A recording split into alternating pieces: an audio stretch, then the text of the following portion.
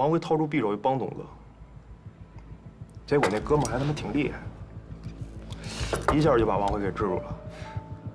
顺势一推，俩人倒地上。爬起来的时候，王辉看到匕首正好扎在那东哥的胸口上。那人一看这样，撒丫子就跑。碰到这事儿，我他妈怎么知道该怎么办？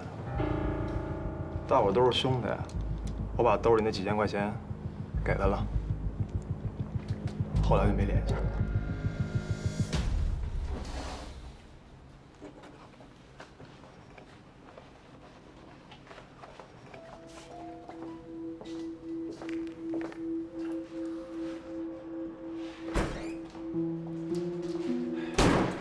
王辉说是姚吉干的，姚吉说是王辉干的。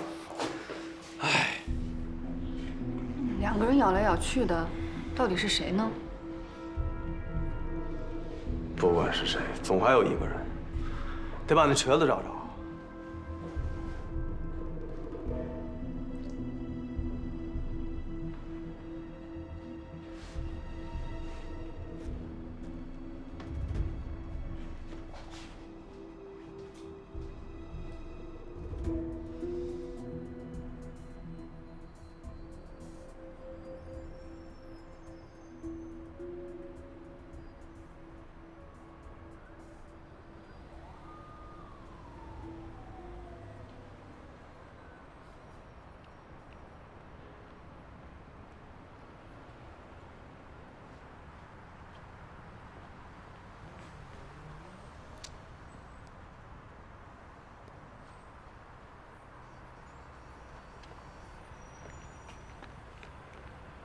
喂，哟，找我什么事儿啊？喂，喂，你怎么不说话呀？我是来自首的，宝贝儿，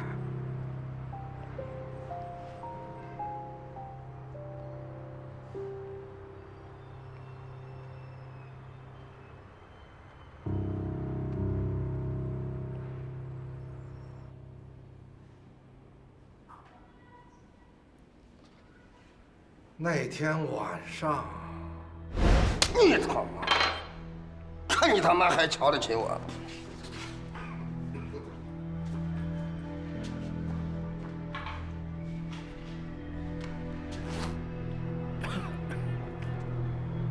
臭丫头，瞧不起我！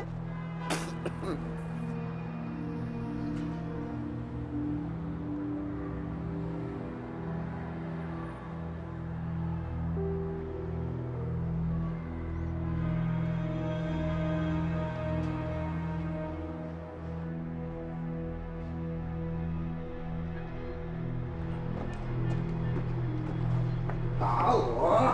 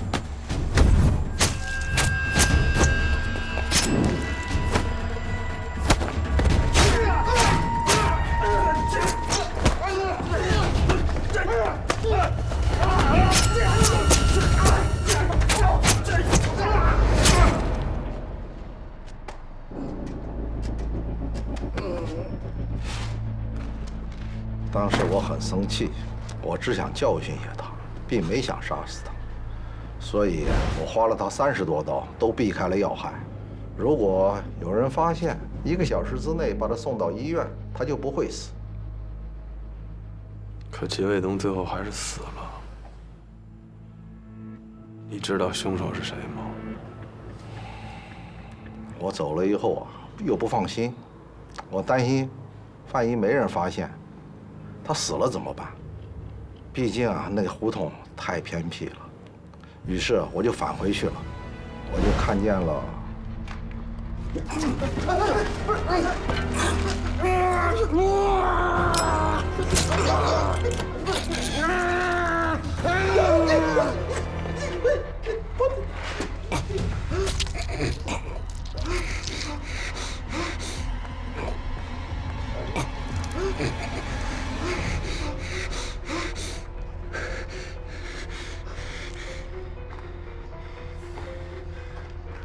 走。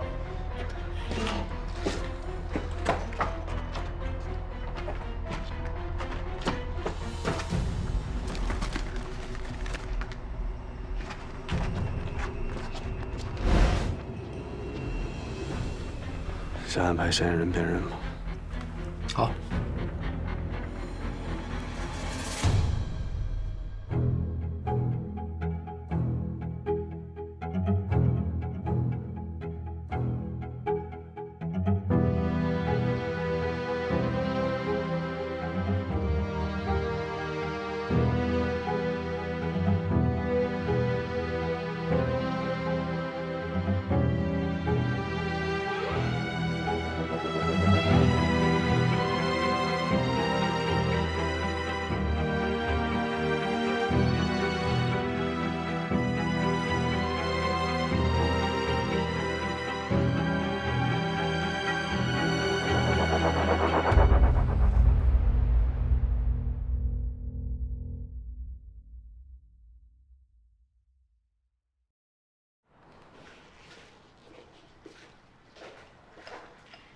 你也别太难过了，先喝点水。啊，谢谢。姑娘，我能麻烦你个事儿吗？您说。我不知道怎么才能让他从轻发落，也知道他一定不会跟你们说。5年前，我们全家开车出去玩儿。 回来的时候，老耿着急回部队开会，结果追了一大货车的尾。我们的女儿小妍脑外伤，送到医院的时候已经脑死亡了。还是老耿做主，说把小妍的心脏捐献出去。 他说：“只有这样，才能让他唯一的女儿继续有在这个世界上的意义。”我也知道，他经常去酒吧看的那个人，就是当年接收我们小妍心脏的人。是因为这个原因，耿叔是为了保护那个姑娘，才对齐卫东动手的。 无论如何，我希望你们网开一面，从轻发落他。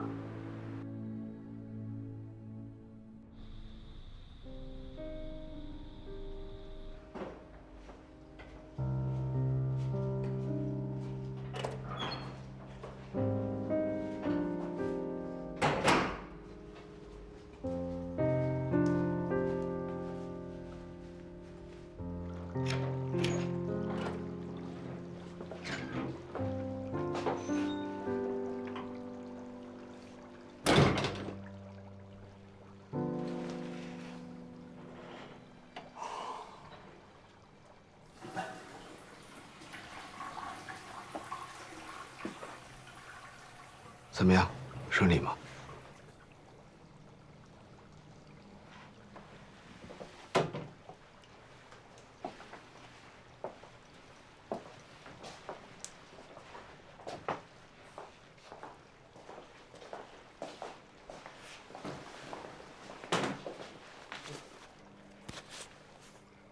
出什么事儿了？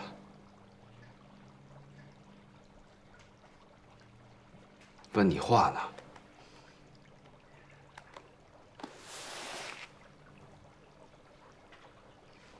你知不知道我们冲进去的时候，周书彤什么样子？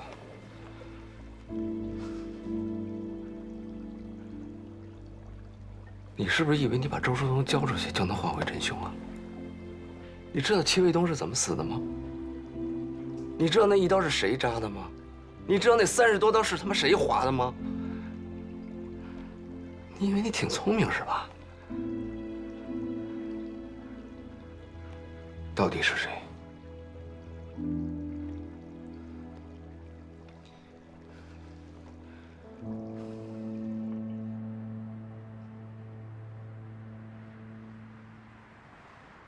说，毒品藏哪儿了？怎么着？我就是一 dealer， 还杀了人，反正都是死罪。要烧要剐，你们看着办吧。毒品，你们自个儿找去吧。你们警察不是挺牛逼的吗？都这个时候了，你还嘴硬啊？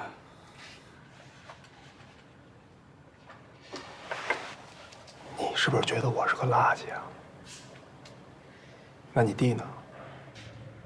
如果我是垃圾，你弟就他妈是狗屎。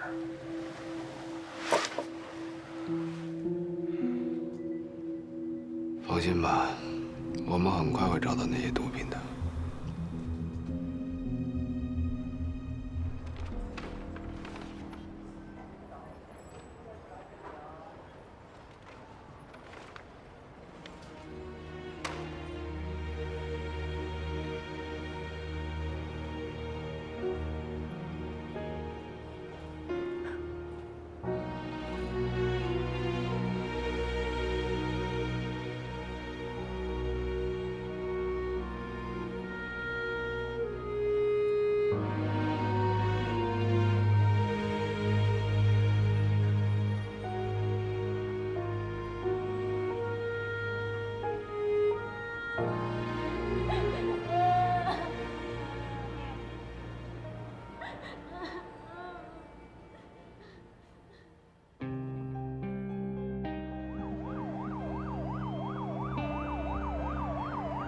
根据最新气象分析，目前大气环流发生调整，副热带高压增强北抬，暖湿气流活跃，我市将提前进入梅雨季节，望广大市民做好防梅准备。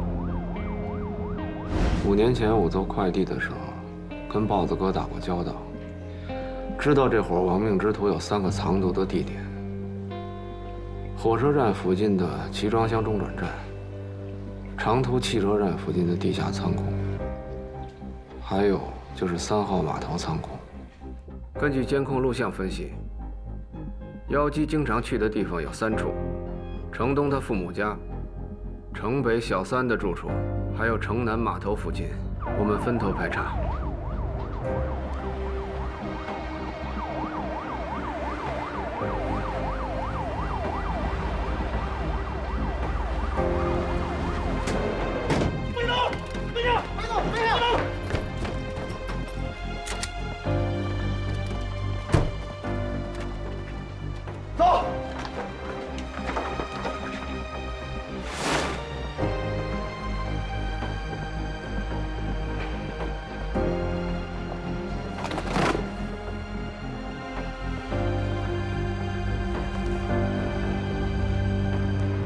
之前那个毒贩子跟妖姬说毒品有点潮，我猜妖姬藏毒的地点应该就是3号码头。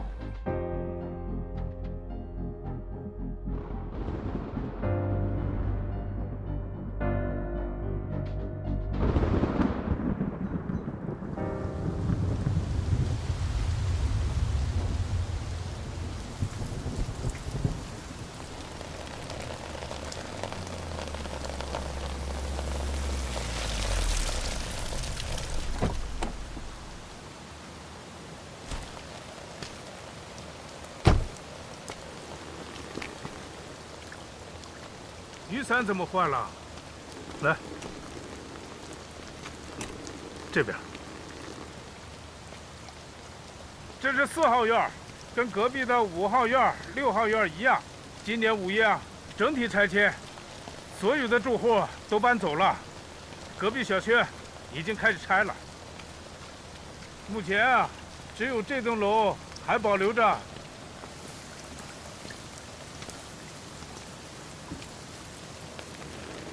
半年前，大年夜那天晚上，住在301的一家5口都被杀了。在结案之前，这里将一直封锁。这里就是。上楼吧，来。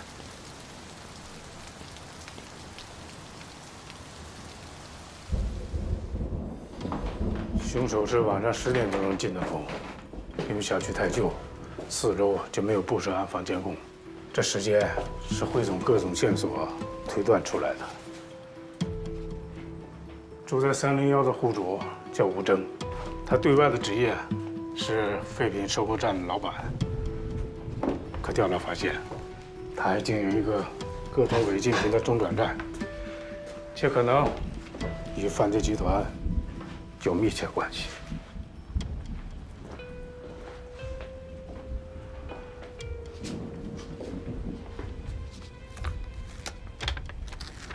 现场没有发现强行闯入的痕迹，不出意外，是吴征给凶手开的门，他们很有可能认识。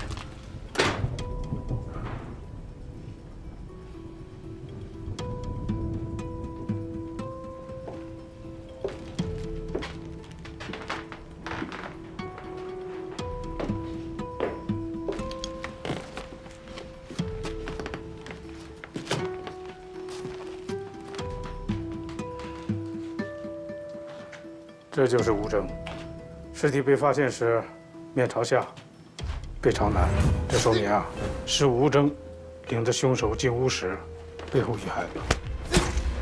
伤口只有一处，是从左肩胛骨向下刺入，直接贯穿心脏。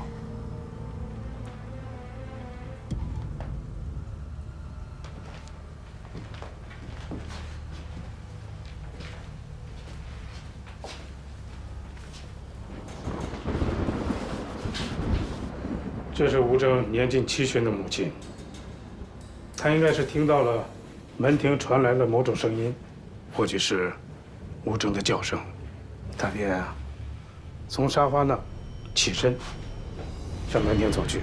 凶手迎面给了她2刀，一刀卡在第6、第7根肋骨间，没有伤及脏器。凶手调整了第2刀，从圆颈处呢平行刺入，造成了长达12公分的贯通伤。发现老人尸体时，他手里拿着毛衣针，还有他给孙子织了一半的毛衣。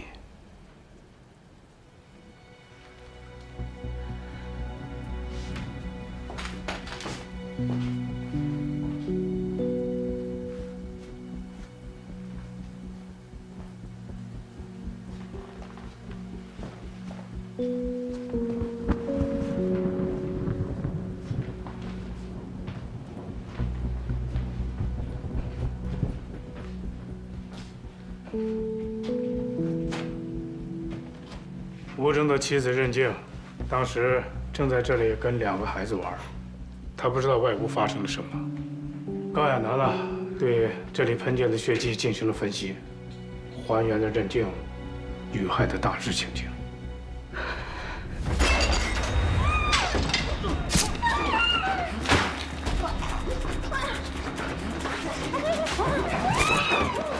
据推测，凶手是将任静推到门边，自左至右划开了他的喉咙，长达24公分的伤口将他2侧的动静脉全部割裂。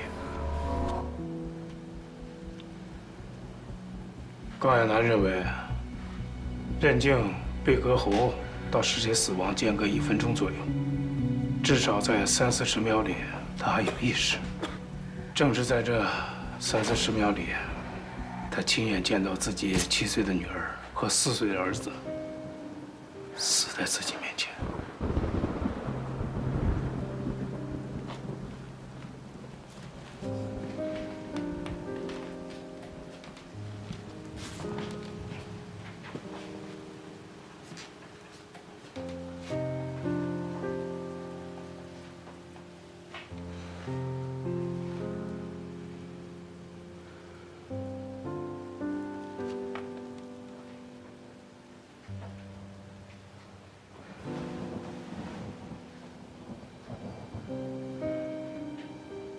就是。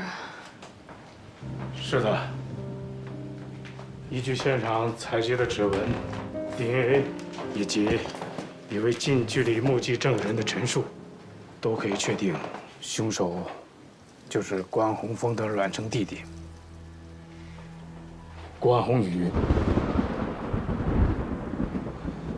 关宏宇表面上是宏宇物流的老总，但据我们掌握的线索分析，他的业务也许会跟毒品贩卖有利益相关，而且他极有可能认识吴征。我推测，他们俩表面上是合作关系，但暗地里存在竞争，且吴征一定是掌握了关宏宇的一些秘密，以至于埋下祸根。关宏宇认为，警方一定是掌握了吴征贩毒的证据，将要实施抓捕。他把其中牵涉出自己原来找吴征灭口，因为当时吴征的家人都在，他便下决心斩草除根，免了吴征满门。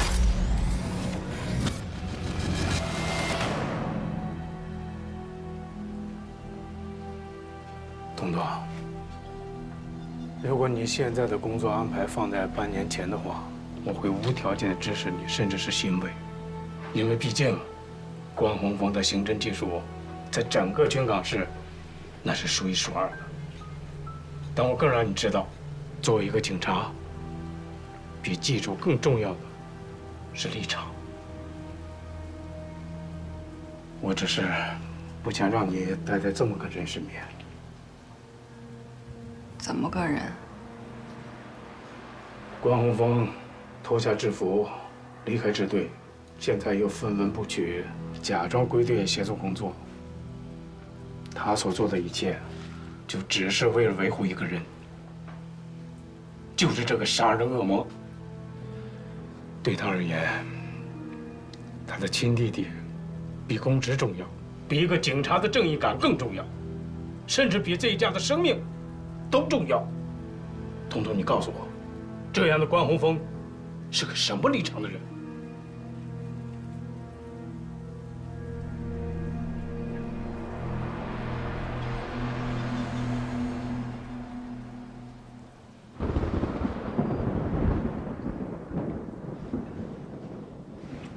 我越来越看不清你了。你明明和姚基认识，还知道姚基和吴征也认识，却对我只字不提。那也得分认识到什么程度。我跟楼下小卖部大爷还认识呢，也得向你汇报啊。你能从一句“货有点潮”就能判定藏毒的位置，如果不经常跟他们接触，哪儿来的这些经验？你还有多少事儿瞒着我？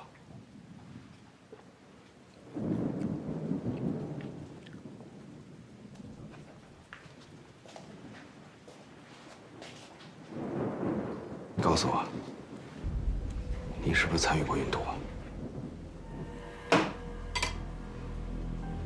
说到底了，你还是不相信我，是不是？我告诉你，做物流很难的，要想轻松一点，必须打理好这些人。所以我才知道姚基跟吴征是谁。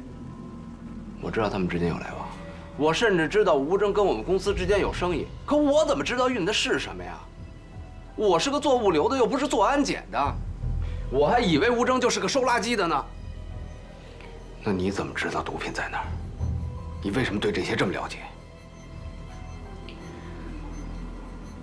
所有仓库的信息都是全京港市物流公司公开的信息。我不但知道他们仓库在哪儿，我还知道他们固定的运错时间呢。知道线索以后，自然就想到了，怎么了？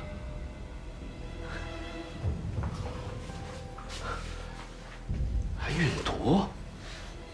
是，以前我是在社会上混的，但我没你想的那么不堪。反倒是你，没想到你作为一个警察竟然这么黑。你说什么？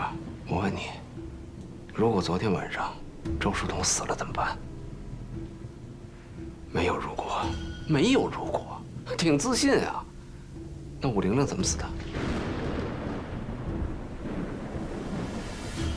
作为警察，为了维护法纪和正义，我们必须有牺牲的精神和觉悟。我们是老百姓的最后一道安全防线，只有做到坚定无畏，才能保证老百姓安全。所以我们叫人民警察，而你当不了警察。别再跟我提500。我告诉你，那天晚上我更希望死的人是我。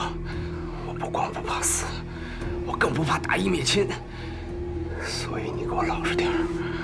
如果让我发现你有问题，就算你是我弟弟，我一样会把你送进去。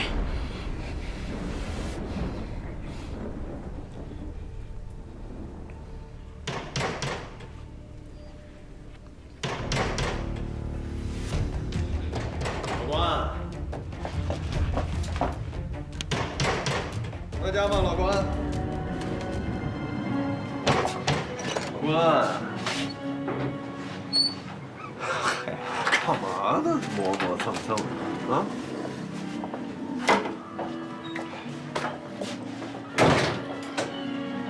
没听见。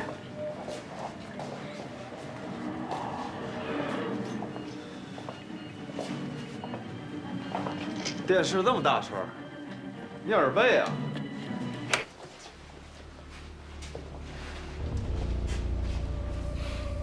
你怎么来了？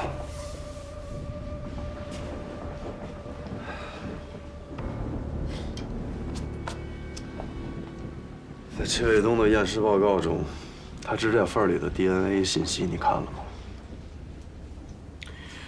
是亚楠刚刚提取出来的。技术队拿 DNA 做了比对，得出的结果是关宏宇的。老关，他还在京港啊？那个 DNA 不是他的。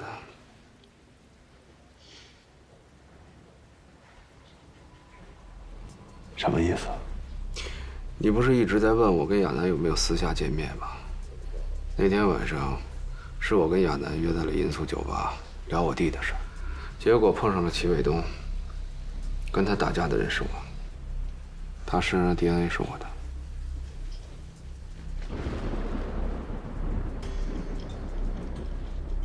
那为什么当时你不说呢？我不想让你知道我跟亚楠见面的事儿。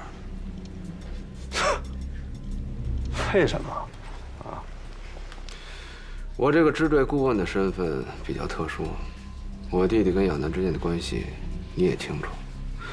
虽然我跟亚楠聊的我弟，也不是什么见不得人的事儿，但毕竟是敏感时期，说出来徒增大家的烦恼。更何况，我就算告诉你，你也不相信，多说无益。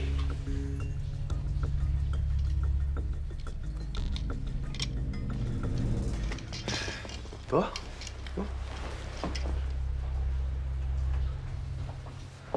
我还以为关宏宇良心发现了，准备回来自首的呢。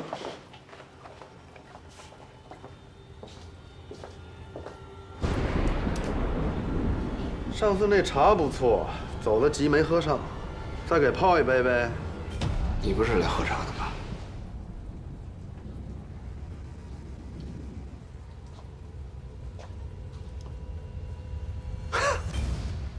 看你就是执念太重，所以暴饮暴食，你一个人吃了那么多啊？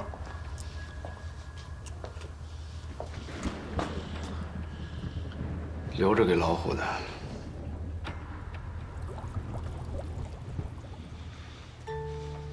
嗯。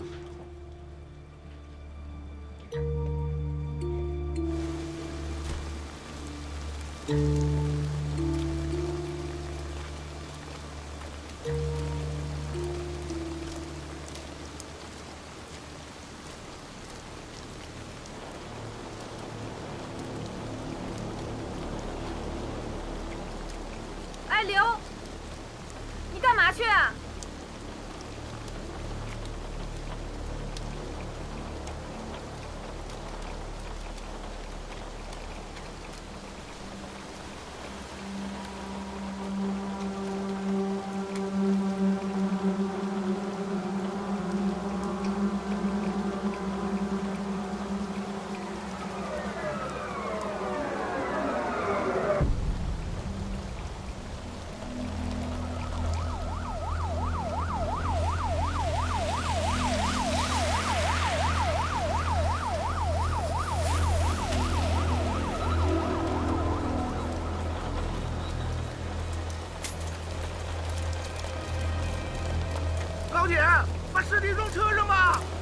不行啊，尸体明显被移动过，你现在抬走的话会破坏现场啊！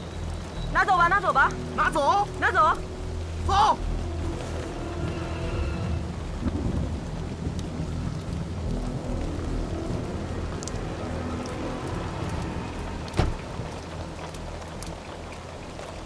哎，师傅打伞呢？不用，你赶紧去现场看看。哎，行，去吧去吧。好嘞。老关，老关，现场都这德行了，你也没招了吧？现场还是会留下一些痕迹的，等亚楠和技术队完工再说吧。好。周队，今天雨这么大，现场的绝大部分痕迹会不会都被冲走啊？你和老刘往这干嘛来了啊？就是，正好今天。哎，老关。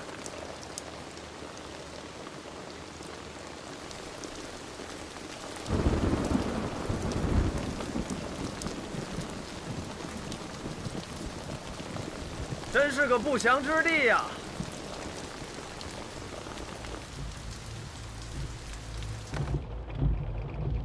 哎，董涵，消息可靠吗？派出所那边说了，肯定是命案。这个命案哪儿都有，这主要是能不能上头条啊？小罗给我发了照片，你们看一下。我已经找交管局的姐们查了，你们猜这个车主是谁？谁呀？谁呀？李地森。李地森，而且死的还是一男一女。一男一女啊？银少礼呀，这个花花公子，近来他不正跟网上那个长爱打得火热呢吗？哦，如果这个女的要是长爱的话，那可就劲爆喽！肯定劲爆。不过，这么严重的案子，咱能进去吗？别人肯定没办法，但我绝对没问题。你？看我的。那你小心哦。哎，到时候万一出了状况，得让总编保我啊。啊，行。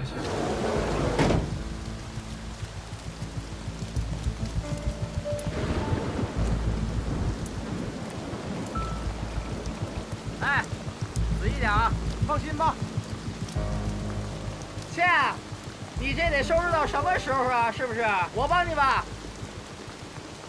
要不然，咱们把这块地面全部都铲走，回去慢慢筛。你看有道理吧？哎，高哥，去拿把铲子呗。哎，谢了啊。你愣是干啥？赶紧去！哎呦，别淋着，把帽子戴好。没事，我没事。别着凉。来，搭把手。我来帮你。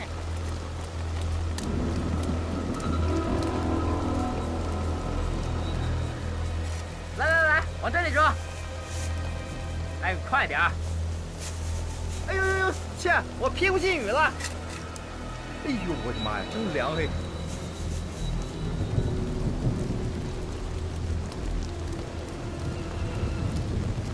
怎么样？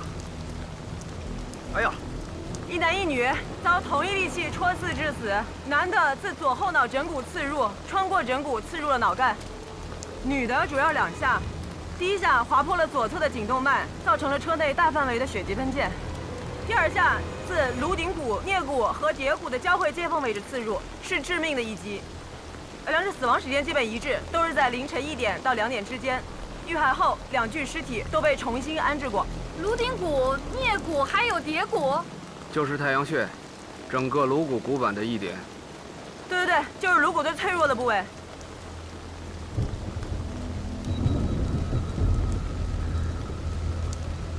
小豹，快来！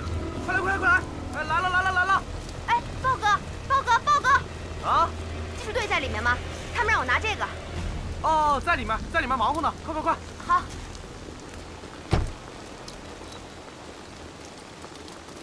同志，等一下！你好，那个我们是记者，请问这里发生什么状况啊？哎，我们正在工作，你们不要靠近，好不好？哎，您等一下，我们知道这个4号院之前也死过人，和今天这个有没有什么关联啊？哎呀，我们正在工作，都告诉你了，赶快回去啊！请回。您再说一下吧，哎。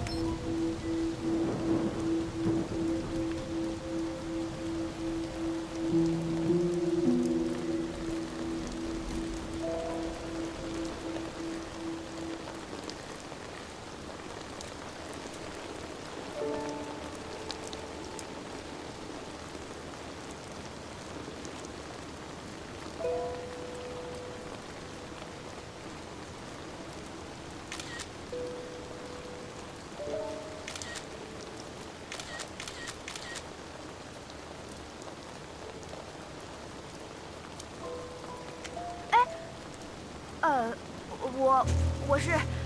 你不是。小王，哎，带走。哇！天啊，这鬼天气！这场大雨对现场破坏得很严重，对于法医队和技术队的取证工作影响太大了。要不要在现场值个班？案发已经过去将近10个小时了，大雨对现场冲刷得很严重。对于我们来说，留下的所谓的证据和现场也就剩下这辆车了。要不干脆让亚楠他们把尸体固定在后座上，封死后车窗，把车开回支队再做勘验。目前情况来看，2名被害人应该是在车内发生关系的时候遇害的，很有可能是凶手击碎后车窗以后，从车内把车门打开，在极短的时间内对2名被害人实施了谋杀。不过，有些古怪。古怪。首先，凶手在杀害2名被害人以后，重新布置过现场，也包括被害人的尸体，还有衣物、坐垫，甚至移动过座椅。从行驶证上来看，男性被害人应该就是车主，而车上 GPS 的最后一条记录就是离这里很近的一个叫火宫俱乐部的地方，有可能被害人昨天晚上去过这个地方。啊，对了，这个手机是我在前排座椅和置物箱之间的缝隙找到的，很有可能是男性被害人故意设置的。嚯，五马，这要是传出去了可吧？哼！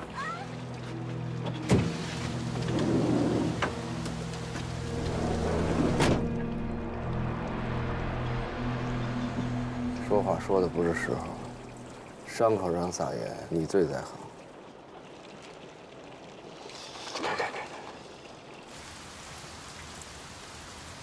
你们凭什么扣押我？哎，你是负责人吗？我跟你说，请坐下。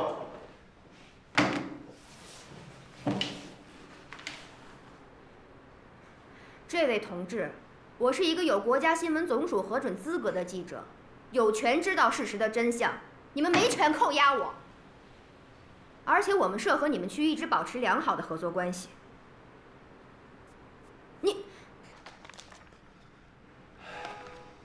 冒充支队刑警，进入警戒线封锁的犯罪现场，泄露侦查阶段的重要线索，侵犯被害人隐私。这就是你理直气壮的资本啊！这案子前置案，让他们看着办。哎，你们这是司法滥权，你们这是非法剥夺我和广大受众的知情权，你们必须要给相应的解释。从你的手机里至少有3张照片发出去了啊！你知道这些侦破阶段的重要案情发出去，让凶手看到他会怎么做吗？我告诉你，他可能会销毁证据，也有可能会马上出逃，甚至在你们的宣传鼓舞下会继续作案。你要是脸皮够厚的话，把这些说辞对被害人家属说去。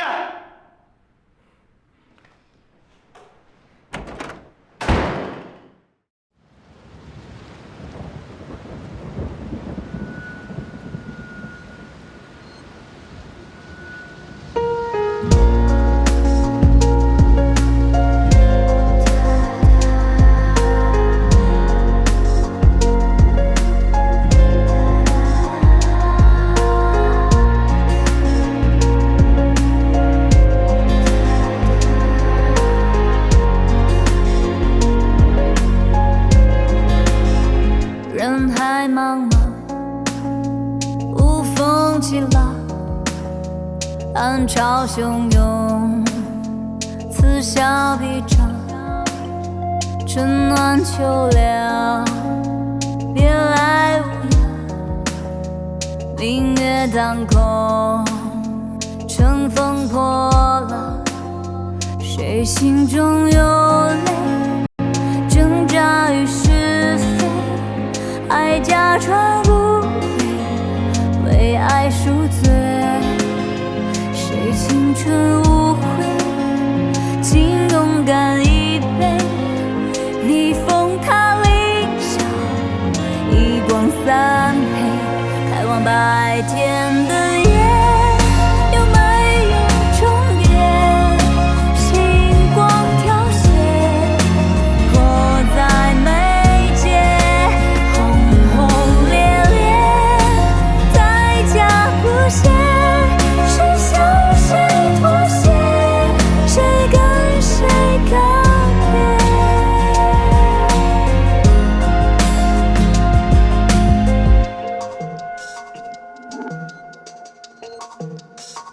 人海茫茫，无风起浪，暗潮汹涌，此消彼长，春暖秋凉，别来无恙，明月当空，乘风破浪，谁心中有泪，挣扎于是非，还假装无悔，为爱赎罪，谁青春无悔，竟勇敢一杯，逆风淌理想，一光三黑，看望白天的夜，有没有重叠，星光凋谢，迫在眉间，轰轰烈烈，代价不屑，谁向谁妥协，谁跟谁告别。